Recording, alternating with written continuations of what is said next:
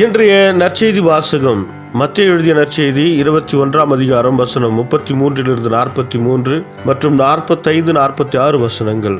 மேலும் ஒரு ஊமையை கேளுங்கள்.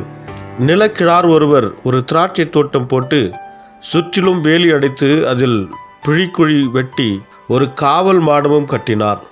பின்பு தோட்ட தொழிலாளர்களிடம் அதை குத்தகைக்கு விட்டுவிட்டு நெடும் பயணம் மேற்கொண்டார். பழம் பறிக்கும் காலம் நெருங்கி வந்தபோது அவர் தமக்கு சேர வேண்டிய பழங்களை பெற்று வரும்படி தம் பணியாளர்களை அத்தோட்ட தொழிலாளர்களிடம் அனுப்பினார்.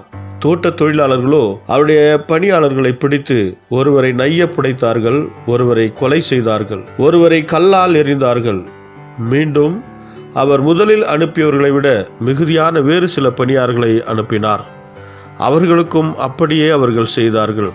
தம் மகனை மதிப்பார்கள் என்று அவர் நினைத்து கொண்டு அவரை இறுதியாக அவர்களிடம் அனுப்பினார். அம்மகனை கண்டபோது தோட்ட தொழிலாளர்கள், இவன்தான் சொத்துக்குரியவன், வாருங்கள் நாம் இவனை கொன்று போடுவோம், அப்போது இவன் சொத்து நமக்கு கிடைக்கும் என்று தங்களிடையே பேசிக்கொண்டார்கள்.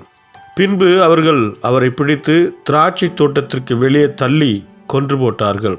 எனவே திராட்சை தோட்ட உரிமையாளர் வரும்போது அத்தொழிலாளர்களை என்ன செய்வார் என இயேசு கேட்டார்.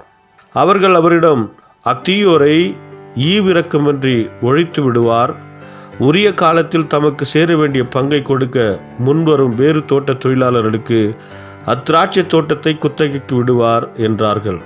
இயேசு அவர்களிடம், கட்டுவோர் புறக்கணித்த கல்லே கட்டடத்துக்கு மூளைக்கல்லாயிற்று. ஆண்டவரால் இது நிகழ்ந்துள்ளது, நம் கண்களுக்கு இது வியப்பாயிற்று என்று நீங்கள் மறைநூலில் ஒருபோதும் வாசித்ததில்லையா? எனவே உங்களிடமிருந்து இறையாட்சி அகற்றப்படும், அவ்வாட்சிக்கு ஏற்ற முறையில் செயல்படும் ஒரு மக்களினத்தார் அதற்கு உட்படுவர் என நான் உங்களுக்கு சொல்லுகிறேன்.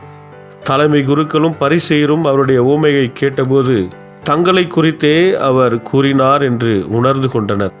அவர்கள் அவரை பிடிக்க வழி தேடியும் மக்கள் கூட்டத்தினர் அவரை இறைவாக்கினர் என்று கருதியதால் அவர்களுக்கு அஞ்சினார்கள். இது கிறிஸ்து வழங்கும் நற்செய்தி. கிறிஸ்துவே உமக்கு புகழ்.